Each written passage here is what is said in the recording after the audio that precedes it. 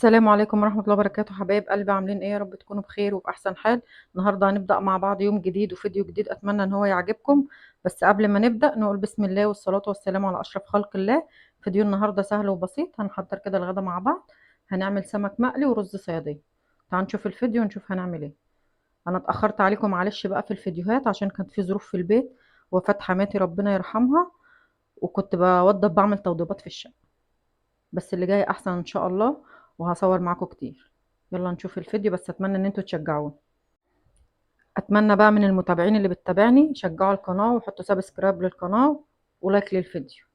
يلا نشوف هنعمل ايه مع بعض. معايا كده السمك اهو اللي انا هعمله.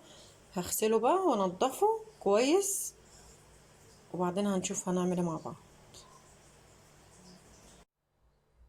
دي بقى كده طريقة تنظيف السمك. بنقطع الجزء ده كده،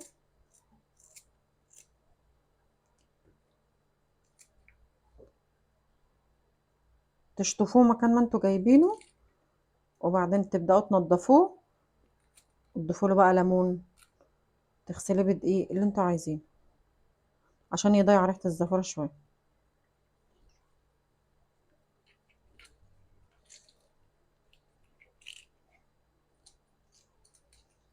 بعدين تحت مية جارية بقى بتفتحوا البطن وتشيلوا ده كله. هنا بقى السمك البلطي كده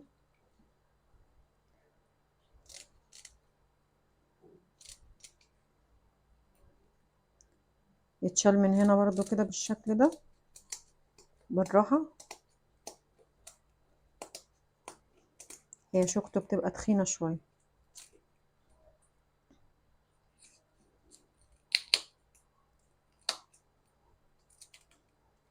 بس لما تنضفوه كويس وتغسلوه كويس بيبقى اكله كويس. لما تيجوا تقلوه او تشووه بيبقى ريحته حلوه.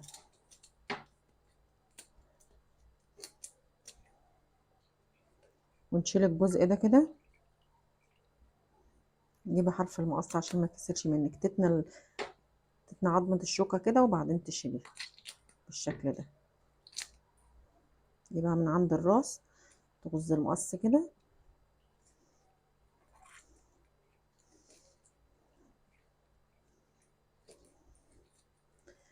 بتجيب السمكية تقلبوها،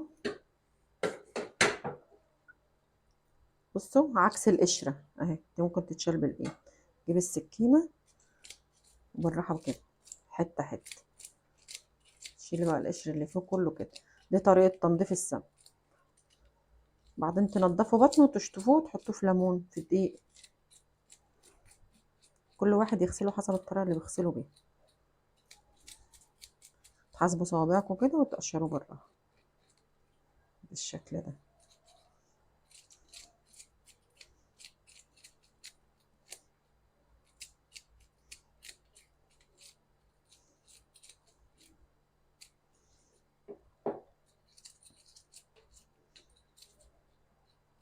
كده القشر كله اتشال اهو.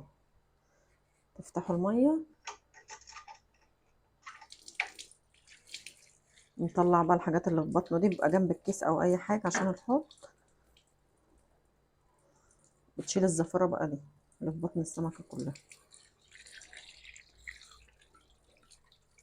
لكن السمك البوري في ناس بيحبوا يشووه وهو مقفول بطن.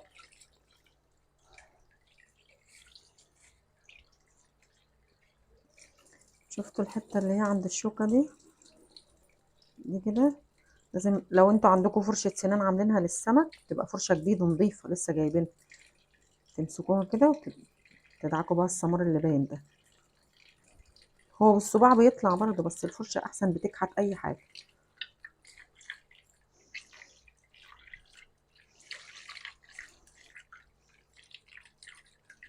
عشان بطنه تبقى بيضة كده وحلوة، لما تيجي تحشيه الخلطة اللي تعملوها تبقى ريحته حلوة.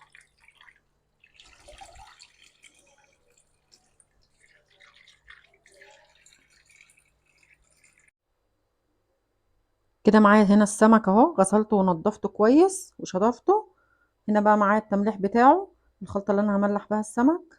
معايا فلفل اخضر، شطة، حار او بارد حسب الرغبة. ومعايا ليمون وتوم، ومعايا هنا كزبرة وكمون وملح.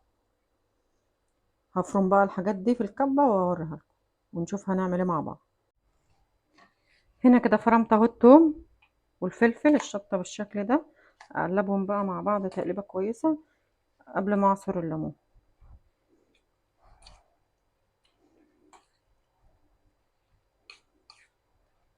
كده بالشكل ده.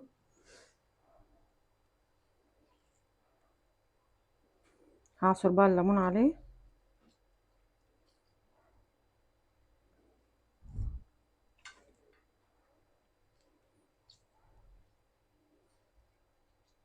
عشان تبقى مملحين السمك تملحة كويس، يبقى ريحته معاكم لما تيجوا تاكلوه كويس.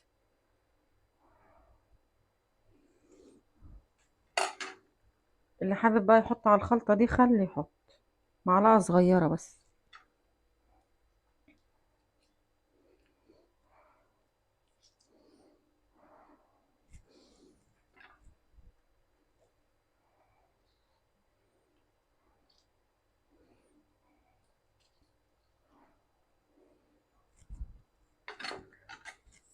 هنحط بقى هنا الكزبرة والكمون، وده ملح بكمون كده بخلطة اهي.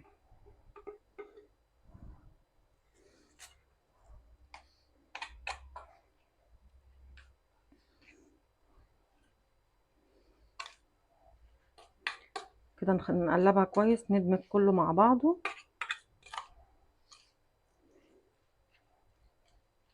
ده تتبيلة لأي سمك، حتى لو جمبري هتعمليه بانيه تعملي برضو بنفس التتبيله،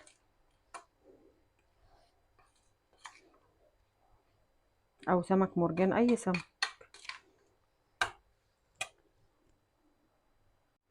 هنا بقى كده معايا الخلطه بالشكل ده والسمك، ومعايا جبت طبق اتبل بقى السمك بالراحه كده، واللي تبلها احطها في الطبق.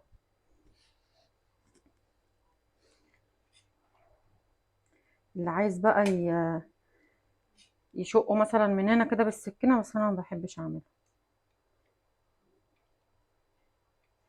دي متى ما حطيتي هنا في الخياشيم كده وفي بطنه ورشيت عليه من بره، بيبقى التتبيله بتاعته مظبوطه وحلوه.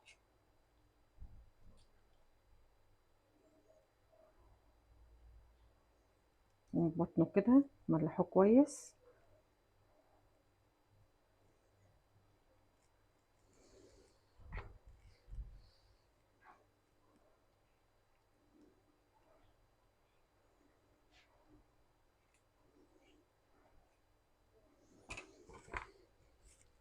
هملح بقى كله وارجع لكم.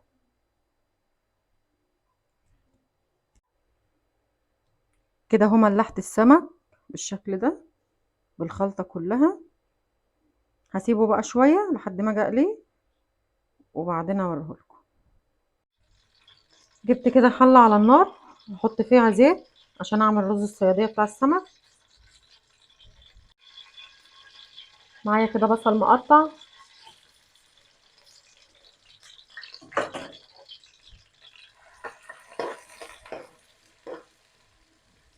هقلبه بقى لحد ما يبقى لونه بني كده فاتح عشان يدي الرز لون كويس.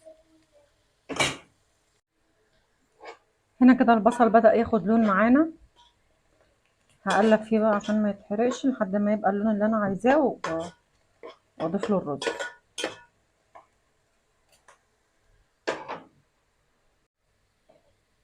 كده ده اللون اللي انا عايزاه للبصله. هنا معايا طماطميه وقرن فلفل هضيفهم كده بيدوا الرز ريحه حلوه.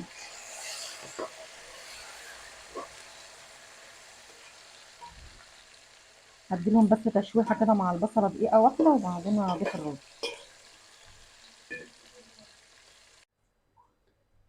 هنا بقى كده شوحت البصل بالطماطم بالقرن الفلفل، وكده غسلت الرز. هنا هضيفهم على بعض بقى. حطيت الرز هديهم تقليبه كده.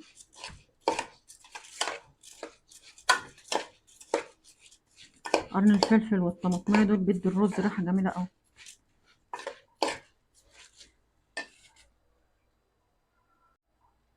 هضيف هنا بقى 2 مكعب مرق دجاج كده بالشكل ده، واحط الميه، كل كوبايه رز عليها كوبايه ميه. حطيت 2 مكعب مرق. هدي الرز تقليبه كده، كل كوبايه رز حطينا هنحط لها كوبايه ميه.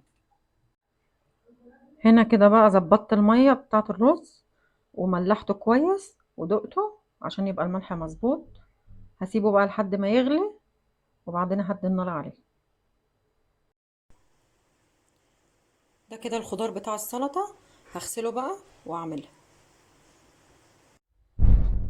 خلصت كده السلطه، هملحها بقى لما اغرف الاكل. كده الرز اهو خلص بالشكل ده، مفلفل ولونه حلو ازاي. هسيبه بقى لحد ما اغرف الاكل. هنا كده معايا الدقيق اللي انا هعمل بيه السمك، والتوابل اللي هتبل بها الدقيق: معلقه كركم كبيره، نص معلقه كمون، توم باودر وبصل باودر ومعلقه كزبره ونص معلقه ملح صغيره. هجيبهم كده على الدقيق عشان تبقى ريحه التتبيله حلوه. ده الغلاف اللي هعمل بيه السمك من فوق، يطلع اللون ذهبي معاكي وجميل. وبرده لما تيجي تاكلي السمك يبقى الجلد من فوق طعمه حلو، ما تقشريه يبقى ريحه قشره السمك كده ريحتها حلو من التوابل اللي انت هتتبلها بيه. بس اتمنى يا جماعه اللي دخل الفيديو بقى يعمل سبسكرايب للقناه ويشجع القناه كده عشان تكبر بيكم. هنا بقى حطيت زيت على النار كده بالشكل ده. هعمل ليمونه شرايح عشان ما تخليش ريحه البيت ريحه سمك. حطيها في الزيت كده.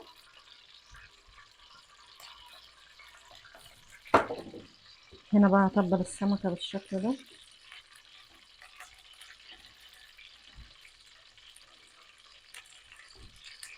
كده بالشكل ده،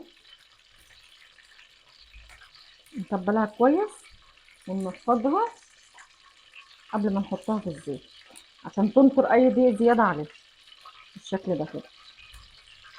بسم الله.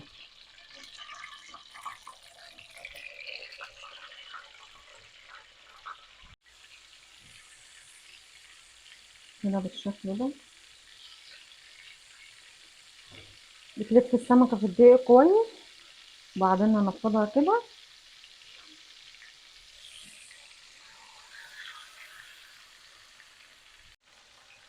شوفوا بقى فايدة الليمونة اللي احنا حطيناها في الزيت، بتلم كل رواسب السمك حواليه اهي، بتخلي الزيت نضيف زي ما انتم شايفين وما بتعملش ريحة كمان.